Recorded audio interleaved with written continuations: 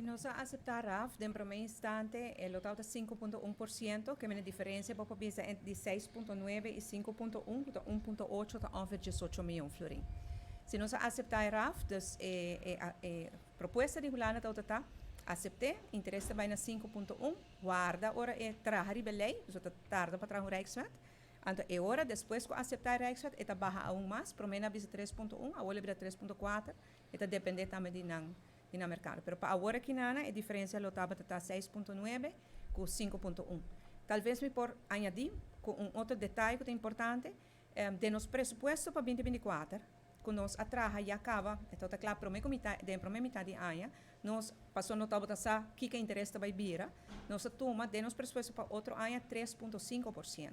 Pois agora nós temos tarefa de buscar diferença entre 6,9 e 3,5%, que dá 3,4%, me quer esse é o mais importante para nos enfocar e mexer.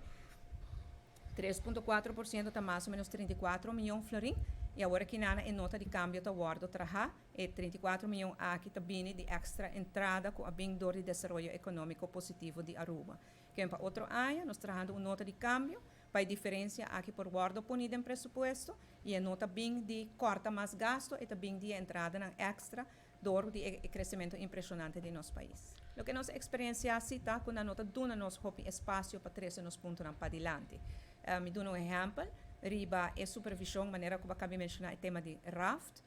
Desde o ano passado, acaba na MEI, está duidelijk o parlamento de Aruba bisa nota aceitar RAFT. De MEI, ano passado, para o a mim só, assim como 5 proposições diferentes na RAFT, para poder chegar a uma solução. Então, agora, barife essa mesura. Então, o que estranha-me, da hora que o secretário de Estado declarar que não há nada. Que de não pensamento, não somente na nota do nosso espaço, mas não even considerar o qual que nós trazemos para adiante.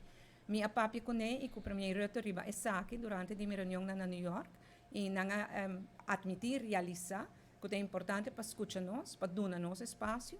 E me quero que essa é a maneira que o colega ministro Aaron Sabisa vai definir e caminhar-nos adiante.